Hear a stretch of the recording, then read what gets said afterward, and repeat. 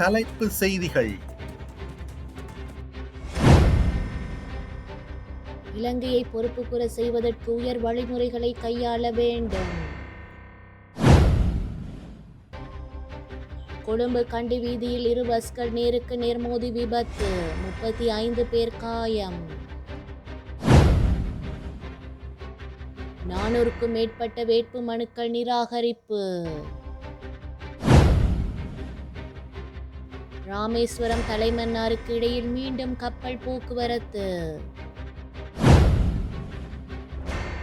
Paruthithurai police பிரிவில் 350 kilo கஞ்சா மீட்பு. இனி விரிவான செய்திகள்.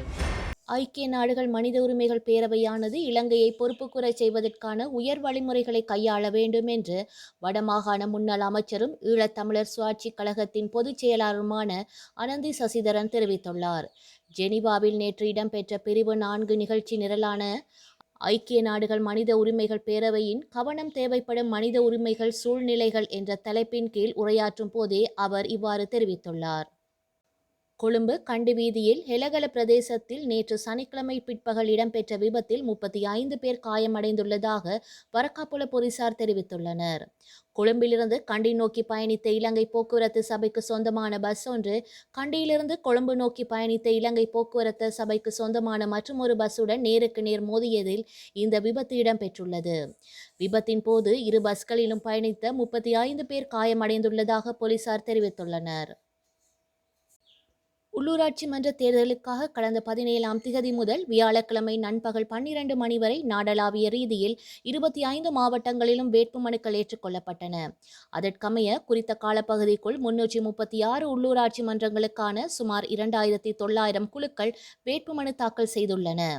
அவற்றில் 2260 குழுக்கள் அரசியல் கட்சிகளை பிரதிநிதித்துவப்படுத்துபவையாகும் என தெரிவிக்கப்பட்டுள்ளது. எவ்வாறாயினும் 2900க்கும் மேற்பட்ட வேட்பு மனுக்களில் சுமார் 425 வேட்பு மனுக்கள் நிராகரிக்கப்பட்டுள்ளதாக தேர்தல் ஆணைக்குழு தெரிவித்துள்ளது. இது தொடர்பில் கருத்து வெளியிட்டுள்ள தேர்தல் ஆணையாளர் நாயகம் சமான் ஸ்ரீ ரத்நாயக்க, வேட்பு மனுக்களை ஏற்றுக்கொள்ளும் குழுவால் வேட்பு மனுக்கள் நிராகரிக்கப்படுகின்றன.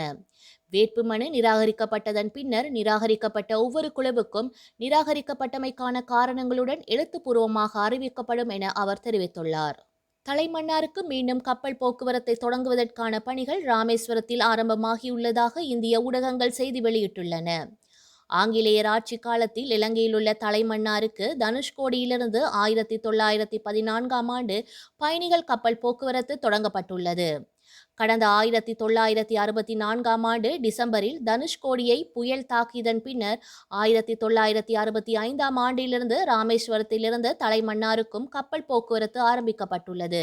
எனினும் இலங்கையில் ஏற்பட்ட உள்நாட்டு போரினால் இந்த கப்பல் சேவை 1981ஆம் ஆண்டு இடைநிறுத்தப்பட்டுள்ளது. இந்தியா இலங்கை இடையே மீண்டும் கப்பல் போக்குவரத்து தொடங்க இரு நாட்டு வெளியுறவுத்துறை கப்பல் மற்றும் போக்குவரத்து துறை அதிகாரிகள் மட்டத்திலான பேச்சுவார்த்தைகள் இடம்பெற்றன. அந்த வகையில் கடந்த 2023ஆம் ஆண்டு தமிழகத்தின் நாகப்பட்டினம் துறைமுகத்திலிருந்து காங்கேசன் துறைமுகத்திற்கு பயணிகள் கப்பல் போக்குவரத்து சேவையை இந்திய பிரதமர் நரேந்திர மோடி காணொலி வாயிலாக தொடங்கி வைத்தார். அதன்போது இந்திய பிரதமர் நரேந்திர மோடி ராமேஸ்வரத்திலிருந்து இலங்கைக்கு கப்பல் சேவை தொடங்க நடவடிக்கை எடுக்கப்படும் என்றும் அவர் தெரிவித்திருந்தார். அதன்படி கடந்த ஆண்டு ராமேஸ்வரம் கடற்பகுதியில் 4 இடங்களை தெரிவு செய்து தமிழக அரசின் சிறு துறைமுகங்கள் துறை சார்ந்த IID நிபுணர்கள் குழு கடலுக்கடியில் மண்ணின் தரம் குறித்து ஆய்வுகளை மேற்கொண்டுள்ளனர்.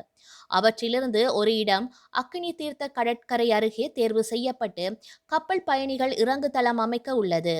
குறித்த இறங்கு தளம் இந்திய ரூபாய் 6.43 கோடி மதிப்பில் அமைய உள்ளதுடன் 119 மீட்டர் நீளமும் 7.5 மீட்டர் அகலமும் 6 அடி உயரமும் உடையது என தெரிவிக்கப்படுகின்றது. இந்த நிலையில் இதன் முதற்கட்ட பணியாக நகர்வு மேடை அமைக்கும் பணி ராமேஸ்வரத்தில் ஓலைக்குடா கடற்பகுதியில் நடைபெற்று வருகின்றது. மேலும் இந்த நகர்வு மேடைக்கான பாகங்கள் 2 வாரத்திற்குள் பொருத்தப்பட்டு அக்கினி தீர்த்த கடற்கரை அருகே பயணிகள் இறங்கு தளம் அமைக்க உள்ள பகுதியில் நிறுவப்படும் என குறிப்பிடப்படுகின்றது. இதனைத் தொடர்ந்து கரையிலிருந்து கடலுக்குள் கான்கிரீட் தூண்கள் அமைக்கும் கட்டுமான பணிகள் தொடங்க உள்ளமை குறிப்பிடத்தக்கது. யாழ் வடமராட்சி பருத்தித்துறை போலீஸ் பிரிவில் 350 கிலோகிராம் கஞ்சா நேற்று அதிகாலை மீட்கப்பட்டுள்ளது. இராணுவ புலனாய்வு துறைக்கு கிடைத்த தகவலை அடுத்து பருத்தித்துறை போலீஸ் நிலைய பொறுப்பதிகாரி தலைமை போலீஸ் பரிசோதகர் பிரியாந்த அமரசிங்க தலைமையில் இராணுவ புலனாய்வு துறையுடன் இணைந்து 350 கிலோகிராம் கஞ்சா பருத்தித்துறை தும்பளை கிழக்கு கடற்கரை பகுதியில் கைப்பற்றப்பட்டுள்ளதுடன் கஞ்சா கடத்தலில் பயன்படுத்தப்பட்டதாக கருதப்படும் படகு ஒன்றும் கைப்பற்றப்பட்டுள்ளது. அதன் இலங்கை பெறுமதி சுமார் 60 மில்லியன் ரூபாய் வரை என தெரிவிக்கப்படுகின்றது.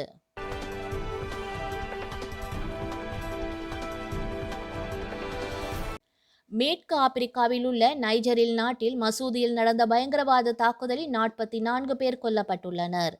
நைஜரில் புர்கினா பசோடா மற்றும் மாலி ஆகிய நாடுகளின் எல்லையை ஒட்டியுள்ள கொக்கரவ் நகரத்திற்கு உட்பட்ட பம்பிடா என்ற கிராமத்தில் முஸ்லிம்கள் நேற்று மதியம் மசூதியில் தொழுகை செய்து கொண்டிருந்தனர். அப்போது ஆயுதமேந்திய பயங்கரவாதிகள் மசூதியை சுற்றி வளைத்து நடத்திய தாக்குதலில் 44 பேர் கொல்லப்பட்டுள்ளனர் என்றும் 13 பேர் படுகாயமடைந்தனர் என்றும் அந்நாட்டின் உள்துறை அமைச்சகம் தெரிவித்துள்ளது. தாக்குதல் நடத்தியவர்கள் அருகிலுள்ள சந்தை மற்றும் வீடுகளுக்கு தீ வைத்துள்ளனர். இந்த தாக்குதலுக்கு இதுவரை யாரும் பொறுப்பேற்கவில்லை. அமெரிக்காவில் சட்டவிரோதமாக குடியேறியவர்களை வெளியேற்றும் நடவடிக்கையை அதிபர் டிரம்ப் தீவிரமாக மேற்கொண்டு வருகின்றார். இதில் இந்தியர்கள் உட்பட பல வெளிநாட்டினர் வெளியேற்றப்பட்டனர். இந்த நிலையில் கியூபா, ஹைதி, நிகரகுவா, வெனிசுலா ஆகிய நாடுகளில் குடியேறிய 5.32 லட்சம் பேரின் சட்ட பாதுகாப்பு அந்தஸ்தை அமெரிக்கா உள்நாட்டு பாதுகாப்பு துறை ரத்து செய்துள்ளது. இவர்கள் கடந்த ஜோ பைடன் ஆட்சி நிர்வாகத்தின் கீழ் 2 ஆண்டு மனிதாபிமான பரோலில் திட்டத்தின் மூலம் அமெரிக்காவில் குடியேறினர். இவர்கள் அமெரிக்காவில் வாழவும் வேலை செய்யவும் 2 ஆண்டுகள் அனுமதி வழங்கப்பட்டிருந்தது. தற்போது சட்ட பாதுகாப்பு ரத்து செய்யப்படுவதால் அவர்கள் அமெரிக்காவிலிருந்து நாடு கடத்தப்படும் சூழலை எதிர்கொண்டுள்ளனர்.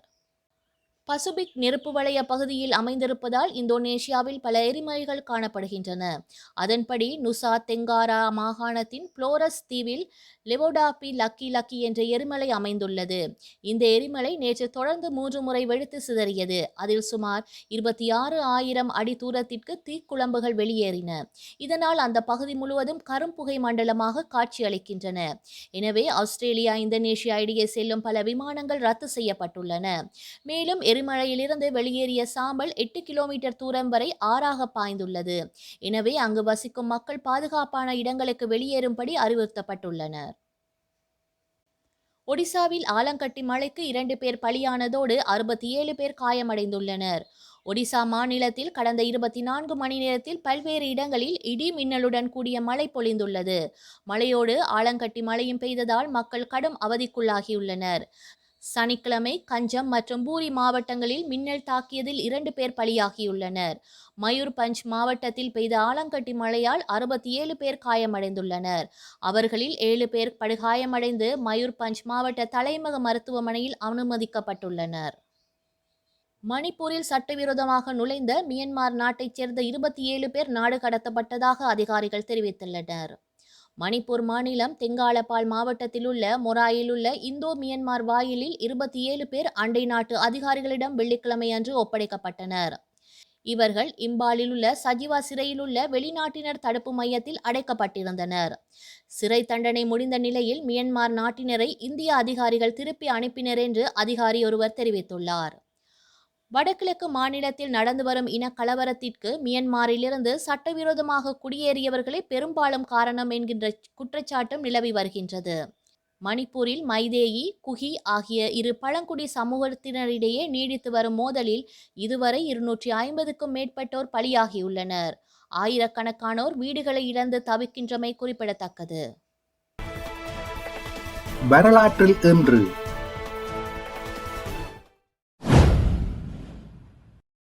1931 இந்திய விடுதலை போராட்ட வீரர்களான பகவத் சிங், சிவராம் ராஜகுரு, சுக்தேவ் ரபார் ஆகியோர் காவல்துறை அதிகாரி ஒருவரை கொலை செய்த குற்றத்திற்காக தூக்கிலிடப்பட்டனர்.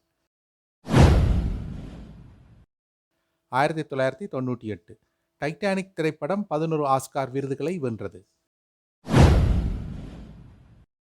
2008 ராஜீவ்காந்தி பன்னாட்டு வானூர்தி நிலையம் ஹைதராபாத்தில் திறக்கப்பட்டது.